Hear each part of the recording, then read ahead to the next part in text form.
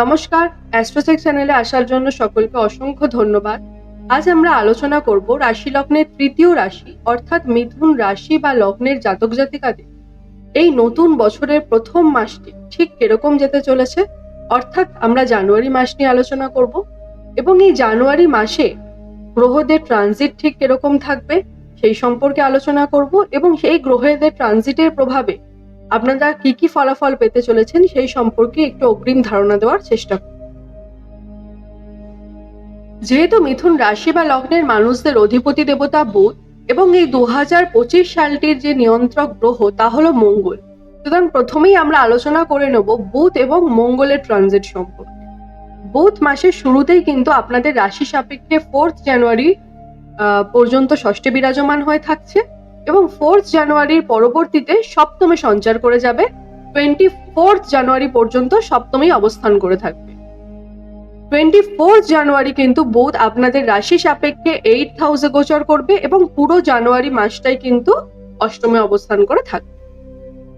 মঙ্গল জানুয়ারি মাসের প্রথমেই কিন্তু 21 জানুয়ারি পর্যন্ত বক্র গতিতে দ্বিতীয় বিরাজমান অবস্থায় থাকবে এবং 21 জানুয়ারির পরে কিন্তু আপনাদের রাশিতে অর্থাৎ মিথুন রাশিতেই অবস্থান করে থাকছে।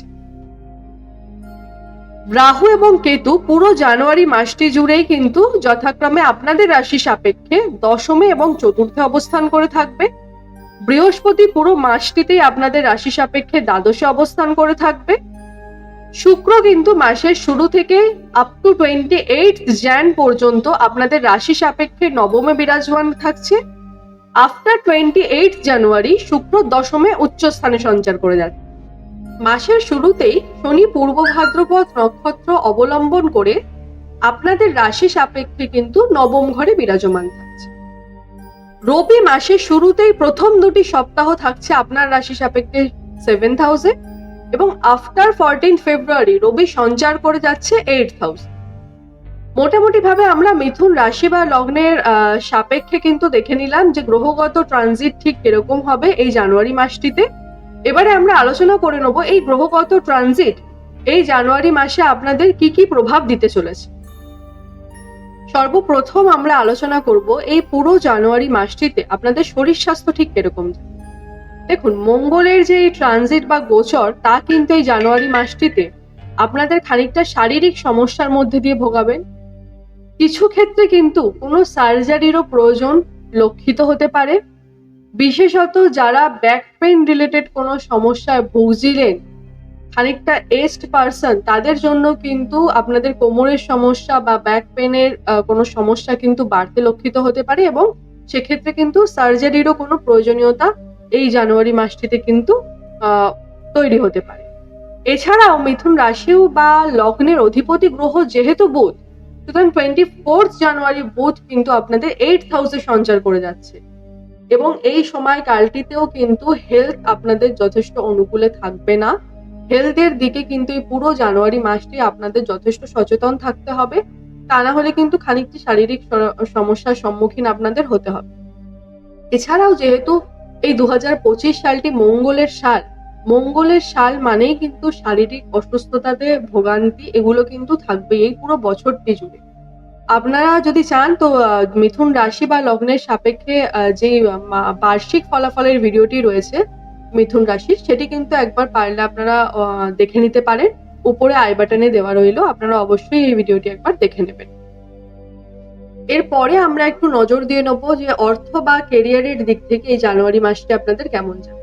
দেখুন, অর্থের দিক থেকে বা কেরিয়ারের দিক থেকে কিন্তু এই জানুয়ারি মাসটি মোটামুটি খুব একটা খারাপ যাবে না। স্পেশালি লাস্ট উইকেই এই জানুয়ারি মাসের শেষ একটি সপ্তাহে কিন্তু আপনি এক্সপেকটেশনের বাইরে বা অপ্রত্যাশিত ভাবে কিন্তু কোনো অর্থ লাভ হলেও হতে পারে। যারা কোনো গভর্নমেন্ট সেক্টরে কর্মের সঙ্গে যুক্ত রয়েছেন তাদের জন্য কিন্তু এই জানুয়ারি মাসটা যথেষ্ট ভালো শুভ ফল দিতে চলেছে। সে আপনারা যে পজিশনেই থাকুন না কেন, আপনাদের জন্য কিন্তু এই মাসটি শুভ হতে চলেছে। অনেকেই আছেন যারা সরকারের সাথে টেন্ডার নিয়ে কাজ করেন, তাদের জন্য কিন্তু এই মাসটি শুভ হবে। কোনো টেন্ডার যদি আপনার আটকে থাকে এই মাসে কিন্তু সেই টেন্ডারটি পাস হওয়ার একটা প্রবল সম্ভাবনা দেখা যেতে পারে।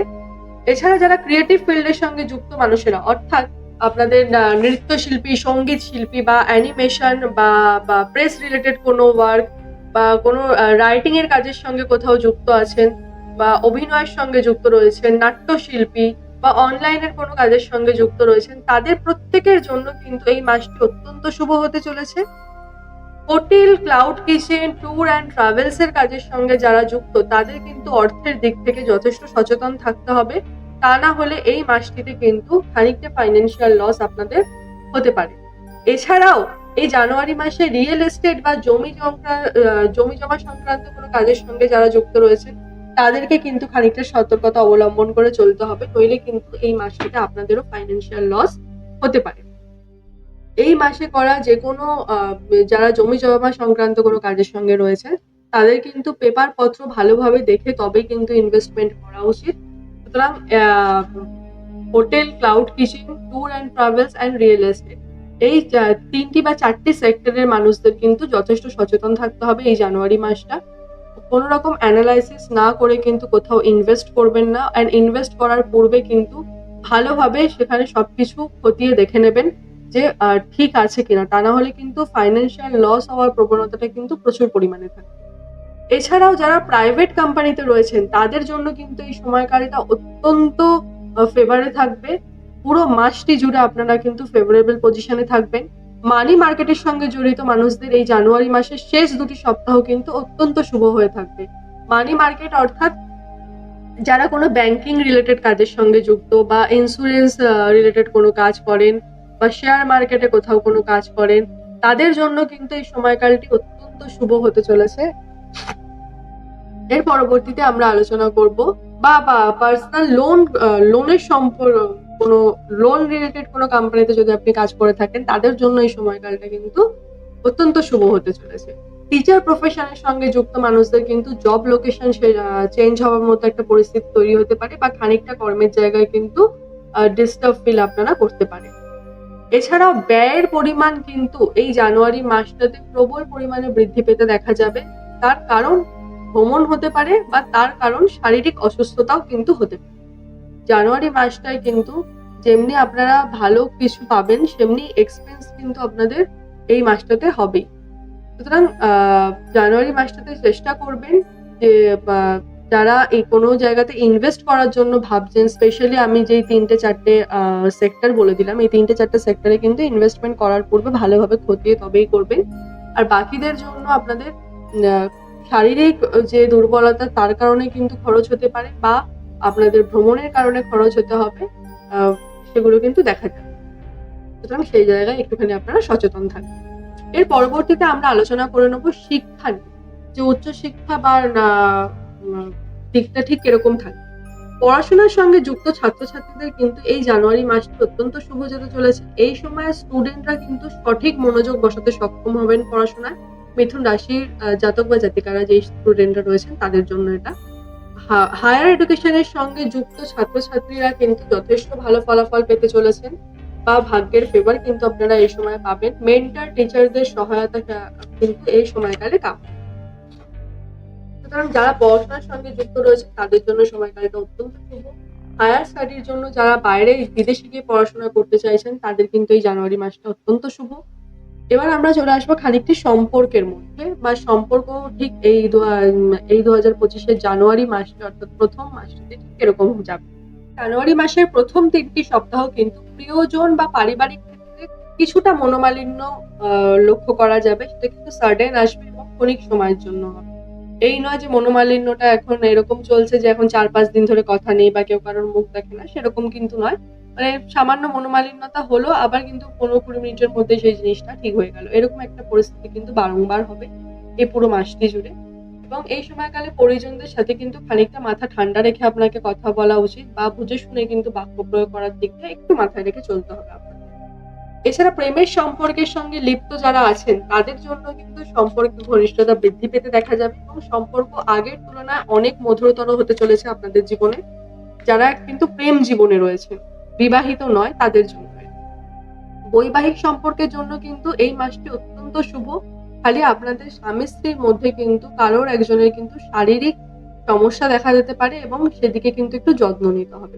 এই পুরো মাসটিতে মিথুন রাশি বা লগ্নের মানুষদের জন্য শুভ রং বা যেই রঙের জামা কাপড় পরলে আপনারা হয়তো একটুখানি বেটার ফিল করবেন বা কোথাও সাকসেস পেতে পারেন, তা হবে সাদা, নীল এবং হলুদ। আর আপনাদের জন্য শুভ দিনগুলি হবে 4 তারিখ, 6 তারিখ, 8 তারিখ, 12 তারিখ, 21 তারিখ এবং 31 তারিখ। এই কটা দিনে কিন্তু, এই যে 6টি দিন কিন্তু এই মাসের জন্য অত্যন্ত শুভ। আপনারা এই 6টি দিনে যদি কোনো প্রয়োজনীয় কর্ম থাকে আপনাদের, আপনারা কিন্তু অবশ্যই সেটা শিডিউল করতে পারেন। আবার বলে দিচ্ছি ডেটটা, 4 তারিখ, 6 তারিখ, 8 তারিখ, 12 তারিখ, 21 তারিখ এবং 31 তারিখ, মাসের একদম সর্বশেষ দিন। ভিডিওটি কেমন লাগলো অবশ্যই কমেন্টের মাধ্যমে জানাবেন। যদি ভিডিওটি ভালো লাগে লাইক, শেয়ার এবং সাবস্ক্রাইব করতে একদম ভুলবেন না। সবাই সুস্থ থাকবেন, ভালো থাকবেন এবং সকলের সুস্থ থাকার মনস্কামনা রেখেই আজকের এই অনুষ্ঠানটি এখানেই শেষ করলাম।